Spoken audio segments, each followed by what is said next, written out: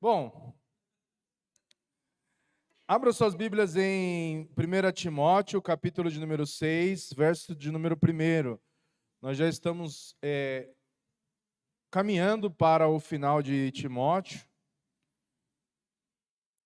de 1 Timóteo, exatamente. Caminhando para o final de 1 Timóteo. Acredito que mais umas 7 semanas.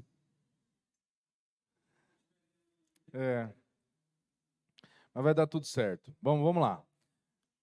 E eu quero ler apenas o verso de número 1 e o verso número 2. Amém? Que diz assim. Oi? Não, até o 2 só. Os escravos devem ter todo o respeito por seus senhores, para não envergonharem o nome de Deus e seus ensinamentos. O fato de o Senhor ser irmão na fé não é desculpa para deixarem de respeitá-lo. Pelo contrário, devem trabalhar ainda mais arduamente, pois seus esforços beneficiam outros irmãos amados. Amém? Os escravos devem ter todo o respeito por seus senhores, para não envergonharem o nome de Deus e seus ensinamentos. O fato de o Senhor ser irmão na fé não é desculpa para deixarem de respeitá-lo. Pelo contrário, devem trabalhar ainda mais arduamente, pois seus esforços beneficiam outros irmãos amados. Amém? Aqui está falando especificamente da relação entre um escravo e seu senhor. A relação entre um escravo e seu senhor. Então, primeiro a gente precisa entender como que era no contexto daquela cultura em que Paulo estava inserido e Timóteo também, a cultura do Império Romano. Então, estima-se que naquela ocasião, naquela época, 1/3 de toda a população era escravo. 1/3 da população era formado de escravos. Ou seja, de cada 3 pessoas, 1 era escravo. E a forma como o Senhor se relacionava com o escravo diz que o Senhor ele tinha poder absoluto sobre o escravo. Quem era o escravo? Uma propriedade. O escravo era uma propriedade do seu senhor. Aqui no Brasil nós tivemos na história recente anos de um passado de escravidão. Diferente do que aconteceu aqui no Brasil, na cultura do Império Romano, não tinha relação direta com nenhuma etnia a escravidão. Geralmente, quem eram os escravos? Poderiam ser prisioneiros de guerra, ou seja, um povo que havia sido vencido na batalha se tornava escravo do povo vencedor. Isso acontecia dentro daquele contexto romano e até em períodos anteriores. A Bíblia toda vai falar sobre essas épocas dos escravos, né? Da vassalagem também, que é quando um rei vence outro rei e toma aquele que foi vencido como subserviente, um vassalo, alguém que serve o rei vencedor. Também eles poderiam ser condenados, ou seja, pessoas apenadas que foram condenadas por algum crime também poderiam se tornar escravos. Também poderia se tornar escravo pelo pagamento de alguma dívida. Então, hoje na cultura contemporânea, se você deve, você vai com o nome para SPC e Serasa. Naquela época não era assim, não. Se você não pagasse, a forma como você tinha de quitar a dívida era se tornando escravo. Então, você virava escravo da pessoa a quem você devia. Outra forma também, que era muito comum também, era através do rapto. Então, se houvesse um sequestro, a pessoa que foi sequestrada, raptada, ela poderia se tornar um escravo e poderia ser vendida como propriedade também. E também tinha situações em que os escravos eram vendidos pelos próprios pais.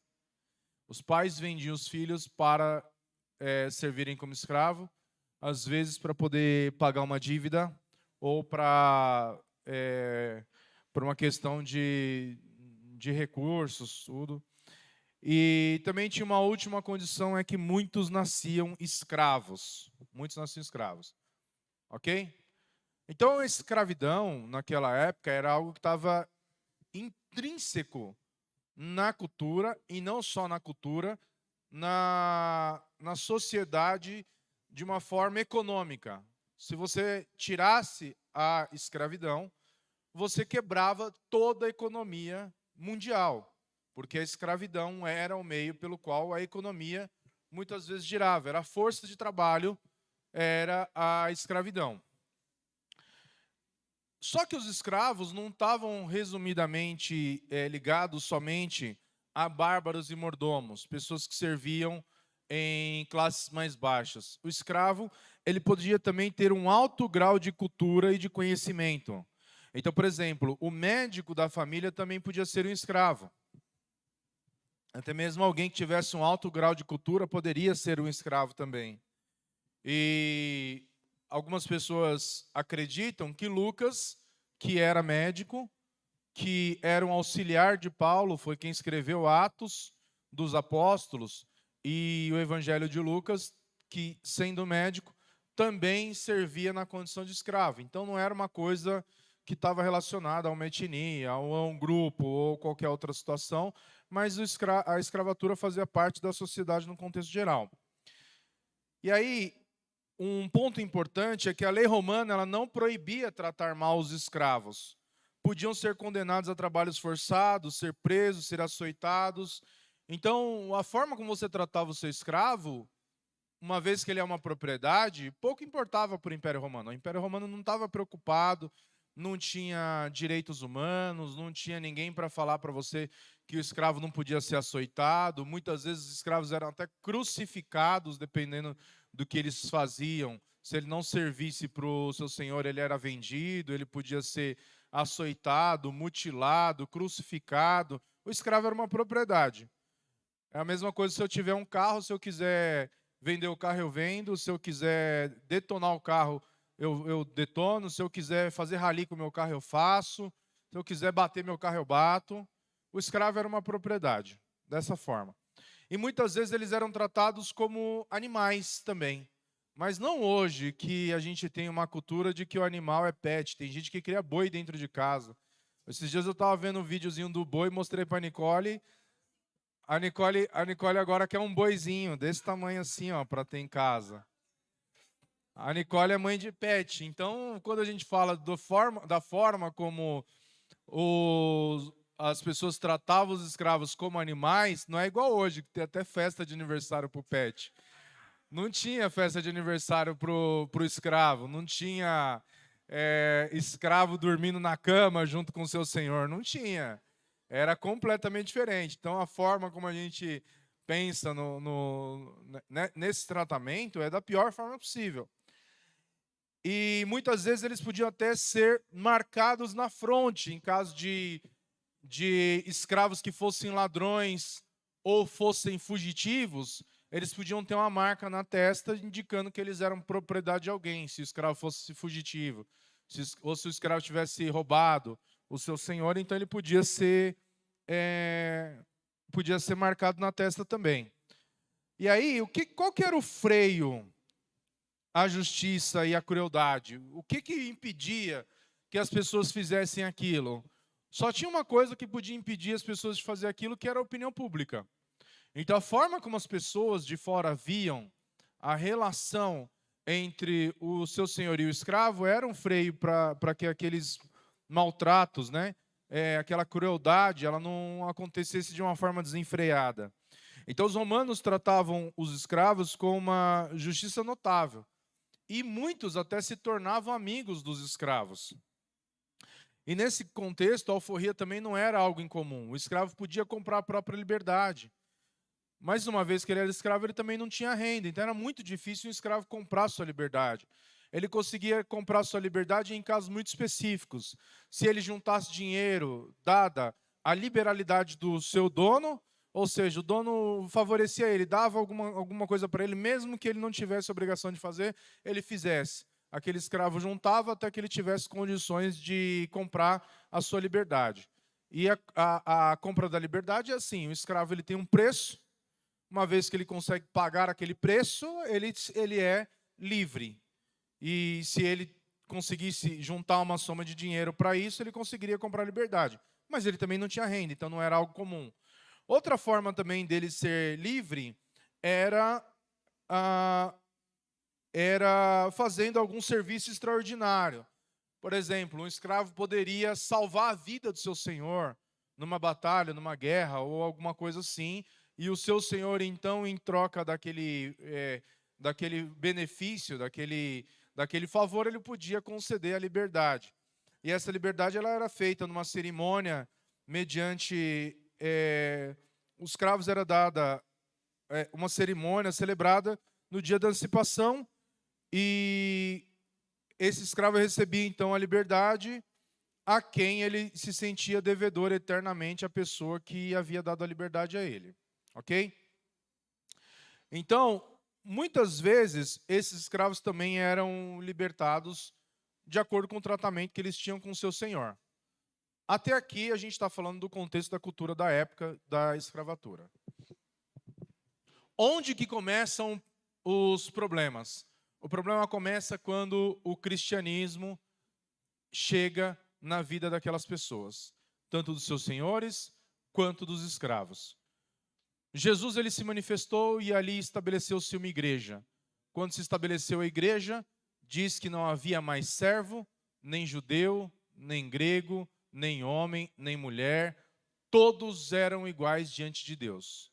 E aí, de repente, essa comunidade de fé ela se estabelece em que ali havia o Senhor e o escravo servindo e adorando junto a Deus.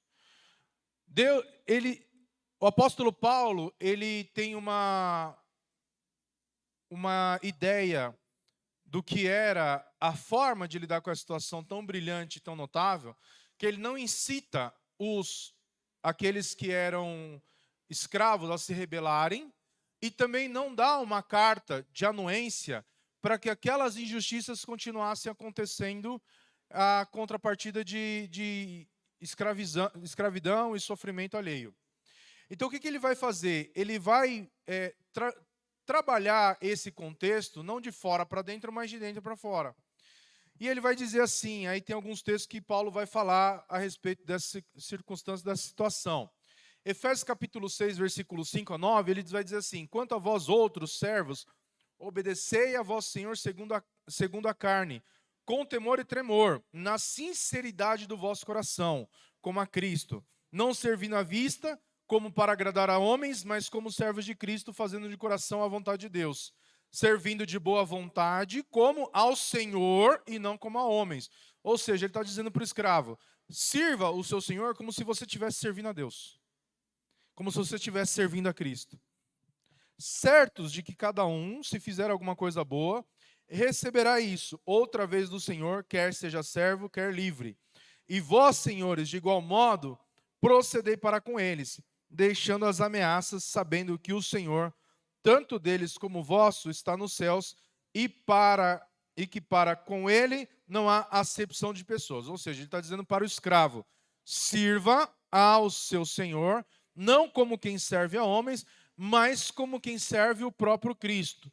E está dizendo para o Senhor: vocês procedei para com eles sem ameaça, sabendo que o Senhor, tanto deles como vosso, está nos céus, e que para com ele não há acepção de pessoas. Ou seja, o que ele está dizendo? Olha, não maltrate o seu escravo, não maltrate o seu servo, trate ele com dignidade, trate ele com honra, trate ele com hombridade, porque ele é seu irmão na fé. E Deus não vai fazer acepção de pessoas. Não é porque você é o Senhor e ele é o servo que Deus vai te tratar melhor do que trata ele. Imagina que uma das piores coisas que existe na Bíblia, uma das coisas que Deus menos tolera é a injustiça. E a gente vai falar sobre isso também. E lá em Colossenses capítulo 3, versículo 22, até o capítulo 4, versículo 1, vai dizer assim: servos, obedecei em tudo ao vosso Senhor segundo a carne, não servindo apenas sob vigilância, visando somente agradar homens, mas em singeleza de coração, temendo ao Senhor. Tudo quanto fizerdes, fazei-o de todo o coração, como para o Senhor e não para homens, cientes de que recebereis do Senhor a recompensa da herança. A Cristo o Senhor é que estáis servindo, pois aquele que faz injustiça receberá em troco a injustiça feita. E nisto não há acepção de pessoas. Senhores, tratai os servos com justiça e com equidade, certos de que também vós tendes Senhor no céu. Olha só o que o apóstolo Paulo está falando em Colossenses capítulo 3, versículo 22. Obedecei ao vosso Senhor segundo a carne, não servindo apenas sob vigilância, porque a gente consegue servir bem quando a gente está sendo observado.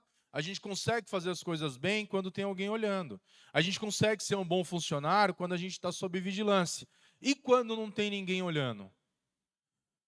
Uma vez eu ouvi falar que o conceito de moral e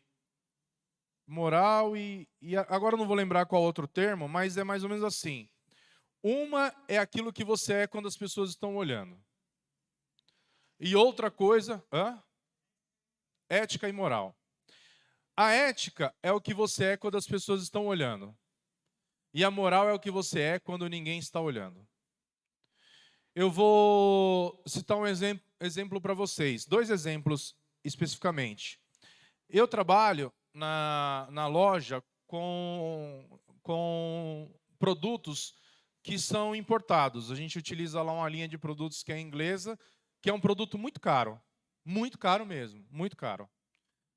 E a gente tem opções muito mais baratas no mercado nacional. Só que a diferença de preço, só para vocês entenderem, assim, numa comparação, tem um produto que a gente utiliza lá, que o custo desse produto, ele vai de R$1.000 a quase R$5.000. No mercado, o mais caro não vai passar de R$1.000 no mercado nacional. Só que são produtos diferentes. São produtos completamente diferentes. Imagina que eu posso vender um produto, falar para o meu cliente que eu estou vendendo um produto que é muito bom, mas entregar um produto de qualidade inferior e meu cliente nunca vai ficar sabendo. Nunca vai ficar sabendo. Se eu fizer isso, eu não estou só lesando o meu cliente, eu estou pecando contra Deus. E isso não só é errado do ponto de vista ético, mas também é imoral.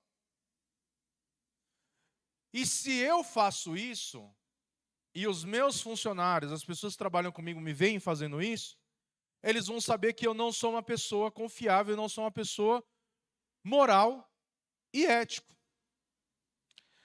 Então, nesse contexto, a gente precisa entender que quando a gente faz alguma coisa, a gente tem que saber para quem a gente está fazendo. Eu lembro, não sei se vocês se recordam, mas antigamente tinha um programa, não sei se ainda tem, que passava no Fantástico, do chefe oculto, acho. Quem lembra desse programa? Passou há pouco tempo. Mas é um programa fantástico. E tem um episódio em especial, que aquele episódio chamou muita atenção e teve uma repercussão assim muito positiva. Que aquele cara chegou, aquele chefe, um CEO de uma grande empresa, uma empresa gigante, o que ele fazia? Ele se caracterizava de funcionário, ia trabalhar com a peãozada lá, com o pessoal do chão de fábrica, para observar tudo o que acontecia. Qual que era o objetivo dele?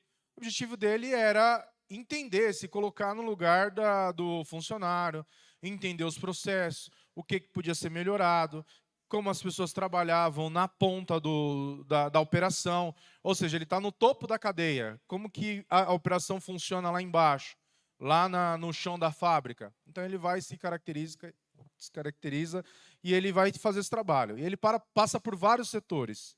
E um dia ele passa por um setor e tinha um jovem trabalhando. Jovem novo, 22, 23 anos de idade.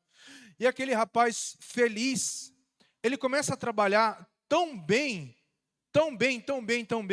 e assim, que chama a atenção do chefe. E quando o chefe pergunta para ele por que ele faz aquilo tão bem, visto que as outras pessoas da equipe, dos outros setores que ele tinha passado, trabalhavam relaxadamente quando as pessoas não estavam olhando ou faziam as coisas de qualquer jeito. E ele falou assim: quando eu faço as coisas, eu não faço para o meu chefe, eu faço como se eu estivesse fazendo ao Senhor. Aquele homem, quando ele teve na posição de volta dele, na posição mais elevada, ele mandou chamar aquele jovem, conversou com ele, entendeu um pouco mais a situação dele, pagou a faculdade dele, promoveu ele para um cargo acima do cargo que ele estava. Teve uma vez que eu ouvi uma frase, e essa frase me chamou muita atenção.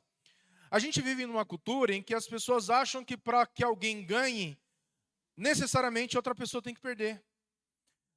A gente só vai ganhar alguma coisa se outra pessoa estiver perdendo. Tem uma coisa que no Brasil é muito comum, que é a conhecida lei de Gerson. O que é a lei de Gerson? A lei de Gerson é uma lei que diz que você precisa ser esperto. Você tem que levar vantagem. E as pessoas vêm fazendo isso o tempo todo, não é, André? Basicamente é isso, a lei de Gerson. É a cultura do espertalhão, do malandrão. E uma vez eu ouvi um cara me falar uma frase assim: se o malandro soubesse as vantagens de ser honesto, ele seria honesto só por malandragem. Só que ele falou isso citando um autor baiano, que eu não vou lembrar o nome, mas o apóstolo Paulo já dizia isso. Que se você fizer as coisas do jeito certo, como se você estivesse fazendo ao Senhor, você seria recompensado. Mas a gente quer fazer as coisas como? De qualquer jeito.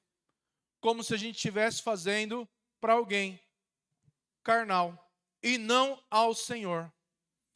E nesse contexto, a gente vai ver que o apóstolo Paulo está dizendo que como que aquelas pessoas devem trabalhar. Por quê? O apóstolo Paulo sabia que o escravo, ao trabalhar bem, ele nunca seria recompensado pelo senhor terreno. Ele nunca seria recompensado pelo dono daquele escravo. Então, qual recompensa ele teria em trabalhar bem? Qual recompensa ele teria em fazer as coisas do jeito certo? Uma vez que ele não seria recompensado, não teria salário, não teria alforria, não teria benefício nenhum terreno. Paulo fala assim: olha, o Senhor é que você tem que agradar, porque há uma recompensa que Deus tem preparado para você.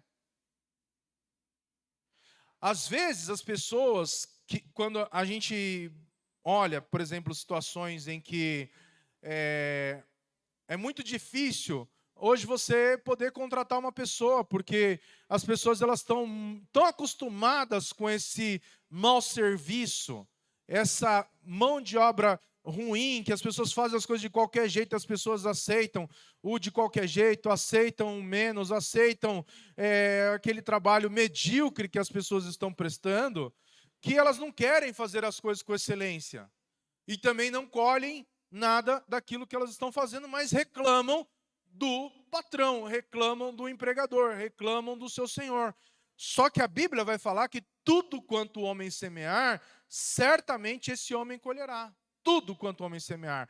Às vezes, eu tenho funcionários hoje, eu tenho alguns funcionários, e eu falo com esses funcionários várias vezes, eu falo para eles, cara, você tem que fazer por você. Você tem que fazer o seu melhor, por mais que você não seja recompensado. Se eu não te recompensar, a vida vai te recompensar, Deus vai te recompensar. Se você for bom no que você faz, você vai ser o menor beneficiado disso. O maior beneficiado disso. Você vai ser o maior beneficiado disso. Não é a pessoa que te empregou. E aí as pessoas têm dificuldade para entender isso. E o que o apóstolo Paulo vai falar? Olha, vocês têm que trabalhar como se vocês trabalham para o Senhor. Lá em Colossenses Tito 2,9 vai dizer assim: quanto aos servos, que sejam em tudo obedientes ao seu Senhor, dando-lhe motivo de satisfação, não sejam respondões. Já trabalhou com gente murmuradora? Já trabalhou com gente que só reclama?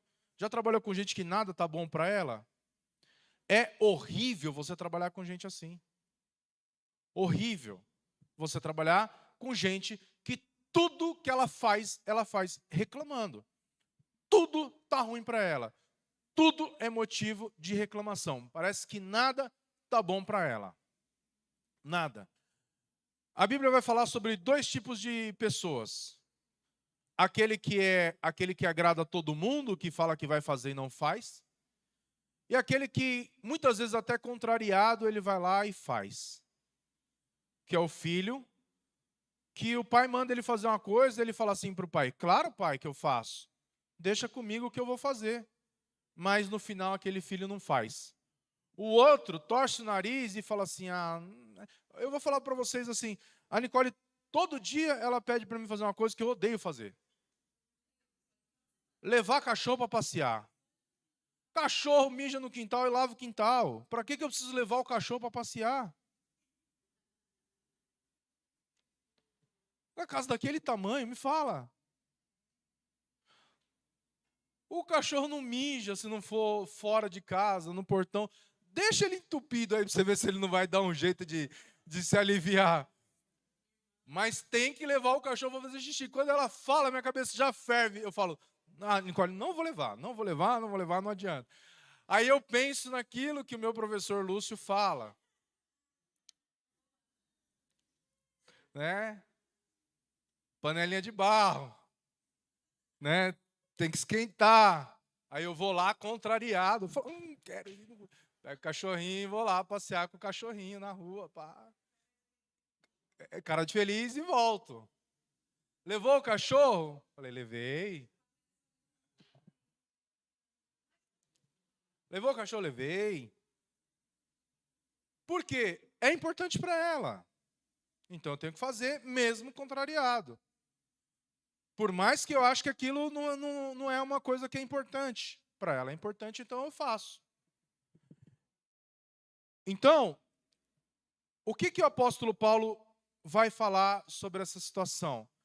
Que todos aqueles que têm um senhor, obviamente a gente não vive a cultura da escravidão, mas nós vivemos uma cultura em que nós trabalhamos e muitas vezes o nosso trabalho, a gente acha que a gente não é recompensado por aquilo que a gente faz. Hoje, quando você vê qualquer em redes sociais, é uma enxurrada de gente falando de coisas que eles não entendem. Quem nunca empreendeu sempre vai falar mal do patrão. Sempre. Quem empreende sempre vai achar que o funcionário é um preguiçoso. Sem colocar os dois pesos na balança. Quem nunca empreendeu, se você falar assim, hoje, quem trabalha com RH, quem tem funcionário, sabe. Antigamente, você divulgava uma vaga de emprego, fazia fila na porta. Hoje, a gente divulga uma vaga de emprego, a gente não contrata quem é o melhor. A gente contrata quem vai na entrevista. Porque não tem mão de obra. Não tem mão de obra. Eu divulguei, uma pessoa me solicitou uma vaga de emprego, eu divulguei, o cara queria uma pessoa para trabalhar no outro dia. Não tinha nem entrevista, era só chegar lá e trabalhar.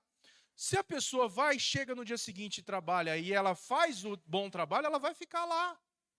Ela vai ficar porque ela já está empregada. O desafio era você passar numa entrevista de emprego. Hoje em dia, a pessoa vai na entrevista de emprego, ela entrevista a empresa. Ela entrevista a empresa. Não é isso, Marinês? Ela entrevista a empresa. Inverteu, porque não tem mão de obra. E aí eu não vou entrar nos aspectos sociais e econômicos do nosso país para dizer porque que eu acho que tá uma porcaria. Não vou entrar nesse aspecto. Mas as pessoas se acostumaram a receber pouco. Mas recebendo pouco também, entregando pouco. As pessoas falam assim, o salário é um salário baixo, e entregam menos do que elas recebem para fazer. O salário é mínimo, o trabalho é menos do que o mínimo. Porque essas pessoas não entendem para quem elas estão fazendo. Se essas pessoas trabalham para Deus, elas são recompensadas. Porque se tem uma coisa que nunca falhou e nunca vai falhar, é a lei da semeadura. Mude a sua semente que você vai ver se a sua colheita não vai ser diferente. Mude a sua semente. Mude. Aí tem outro ponto também. Os senhores que vivem da exploração. Que é algo também que o apóstolo Paulo também condena. Eu sempre falei para a Nicole e falo, nós precisamos ser justos. Eu contrato alguém, eu falo, quanto é o seu trabalho? É X. Se eu achar que a pessoa cobrou errado, que ela cobrou menos, eu pago mais. Deliberadamente, da minha vontade, eu pago quanto é justo. E se eu achar que a pessoa cobrou mais, se eu não perguntei o preço antes, eu contratei alguém para fazer um serviço para mim. A pessoa não deu o preço. No final eu pergunto, quanto foi seu serviço? E a pessoa fala assim para mim, foi 1.000. E eu acho que vale 1.500, eu vou pagar os 1.500, porque eu preciso ser justo. Agora, se eu não perguntei antes o preço, a pessoa fala assim, foi 2.000, e eu acho que vale 1.500, eu pago os 2.000. Mas eu não chamo mais aquela pessoa. Normal. Se eu acho que eu estou pagando mais por um serviço do que ele vale, eu não vou ficar discutindo com a pessoa se eu não combinei o preço com ela antes. Eu preciso ser justo. Eu preciso ser justo. E o que o apóstolo Paulo está dizendo? Olha, você que é Senhor, você também tem que lembrar de que você tem um Senhor no céu. Se você é um Senhor justo, bom, Deus também vai ser bom para você. Se você é um Senhor injusto, carrasco, um Senhor déspota, o que é déspota? Quem sabe o que é déspota? Hã? André sabe, mas quem mais sabe? Hã? O que é déspota? O que é déspota? Déspota é alguém tirano. Tirano. Tirano, vocês sabem o que é? Depois do culto, vocês digitam no Google déspota cachaceiro e vai em imagens para ver o que aparece. Depois do culto. E aí, a gente tem uma outra situação. O escravo e o senhor cristãos. O escravo que tem um senhor cristão, ele não pode agir de forma que fala assim, meu senhor é crente, eu posso fazer o que eu quiser. Não, ele tem que servir melhor do que se o senhor dele não fosse crente. Justamente pelo fato do senhor dele ser crente. Ele vai falar assim, olha, obedecer ao vosso Senhor segundo a carne com temor e tremor, Efésios capítulo 6, versículo 5, não servindo na sinceridade do vosso coração como a Cristo, não servindo à vista como para agradar a homens, mas como servos de Cristo, fazendo de coração a vontade de Deus, servindo de boa vontade como ao Senhor e não como a homens.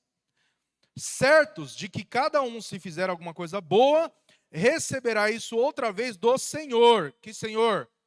Do Senhor, o dono dele? Não, de Deus, de Cristo. Quer seja servo, quer seja livre. E lá em Timóteo vai falar que se o escravo não trata o Senhor com toda a honra e todo respeito, ele está envergonhando o nome de Deus e seus ensinamentos. O que a gente mais vê no mercado de trabalho são pessoas que são servos de Cristo e envergonham o nome de Deus. Envergonham o nome de Deus. Porque a gente sempre vai esperar, todas as pessoas sempre esperam mais daquele que é cristão. O cristão ele já vem com uma marca na vida dele de que ele precisa ser melhor do que os outros. Porque ele serve a Cristo. Ele serve a Cristo. Eu tenho na minha equipe pessoas que são cristãos e pessoas que não são cristãos. Os que são cristãos, eles têm uma margem de erro muito baixa. Porque eles são cristãos. Eles não podem fazer um monte de coisa que outras pessoas naturalmente fariam. E já aquele que não é cristão, quando ele faz uma coisa certa, a gente ainda fala assim, olha, ele nem é crente e está fazendo certinho. E muitas pessoas, irmãos, a gente já contratou...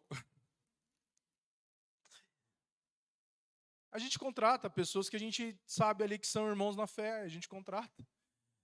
Teve um irmão na fé que a gente contratou que ele assaltou o estacionamento umas 5 vezes. Assalto à mão armada. Assalto à mão armada. Umas 5 vezes. Umas 5 vezes. A gente tem mais, a TA tem mais 60 funcionários, mais 70 funcionários, não sei quantos funcionários tem hoje. A gente vive uma crise de mão de obra. E se alguém chega para a gente e fala assim, contrata fulano, a gente vai contratar porque é um irmão na fé. É um cristão, o cara se converteu. Ele tem 15 passagens pela polícia, mas agora ele é um servo de Deus. Glória a Deus por isso.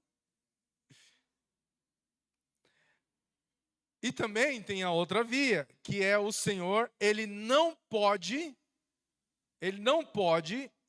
agir de forma que não seja respeitosa. O fato de o Senhor ser seu irmão na fé não é desculpa para deixarem de respeitá-lo. Pelo contrário, devem trabalhar ainda mais arduamente, pois seus esforços beneficiam outros irmãos amados.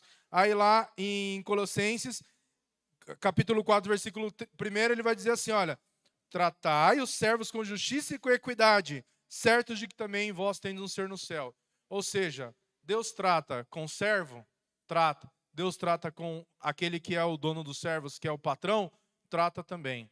O que o patrão tem que ser? Tem que ser justo, tem que ser honesto, tem que ter equidade, não pode tratar ninguém com diferença, nem porque é servo, nem porque é cristão ou porque não é. Olha só o desafio. E uma coisa que eu aprendo também na Bíblia Sagrada é quanto mais Deus dá, mais Deus cobra. A semana que vem nós vamos falar sobre riquezas. É pecado ser rico?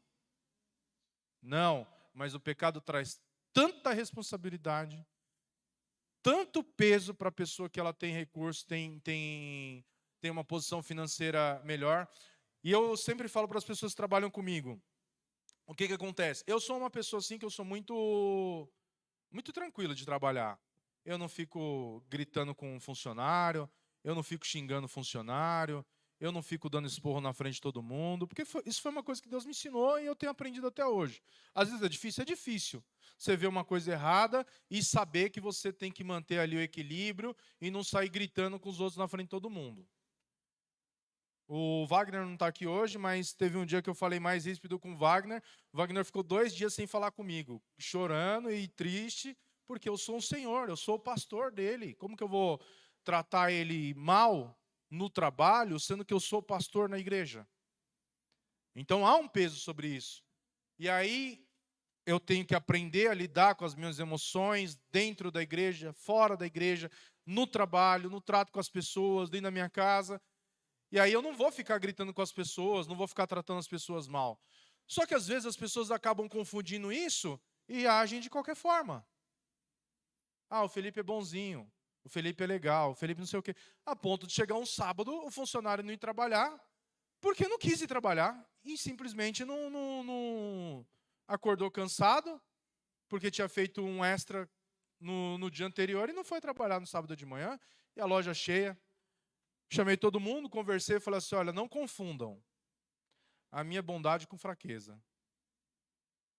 Porque às vezes as pessoas acham que você, por ser um patrão e cristão, você não precisa corrigir ou ser duro quando precisa ser, ou falar quando precisa falar. Então, há uma linha muito tênue entre você ser um servo e ser um servo cristão e saber que o que você faz, você tem que fazer ao Senhor, e você ser também um patrão e sabendo que você tem um Senhor nos céus que é justo, que é santo, que não tolera injustiça. Se eu for injusto com um funcionário meu, imagina esse funcionário cristão orando a Deus, pedindo para Deus agir em algo que eu fui o injusto. Imagina você estar entre a oração de um servo fiel e Deus. Vocês têm noção do que é isso? Um Deus que não aceita impunidade, um Deus que não aceita injustiça, um Deus que não aceita arrogância, um Deus que não aceita soberba, e um funcionário, servo de Deus, cristão, fiel a Deus, está orando, Senhor, age com justiça. Cuidado.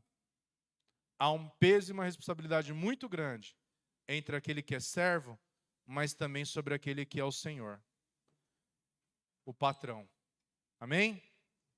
Então, só até aqui que eu queria falar.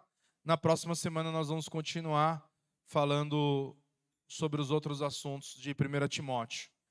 Então, que você, na qualidade de servo, no lugar onde Deus te colocar, seja o melhor que você pode ser. E para fechar essa pregação, a gente precisa lembrar do melhor servo que já existiu e que não foi Jesus. Quem foi? Quem foi? Quem foi? Não ouvi. Quem? José. Exatamente, José do Egito. José, na qualidade de escravo, ele era um escravo ruim? Não, ele era o melhor escravo que tinha. Melhor escravo que tinha. A ponto do seu senhor colocar ele a cargo de tudo que o seu senhor tinha. Aí ele vai preso. Quem era José na prisão? Quem? O melhor preso que tinha na cadeia, olha isso. O melhor preso que tinha na cadeia. Até que Deus o coloca no palácio. Tudo aquilo que José tinha feito, ele não fez para Potifar, ele não fez para o carcereiro, ele fez como quem fizesse ao Senhor. E quem honrou ele? O Senhor. Então, quando você faz o seu melhor na qualidade de servo, espere que Deus vai te recompensar por isso. Porque tudo que nós fazemos, nós devemos fazer como quem faz ao Senhor. Tudo deve ser feito para a glória dele. Amém? Amém? Glória a Deus. Que Deus possa falar mais aos nossos corações. Pastora Meire.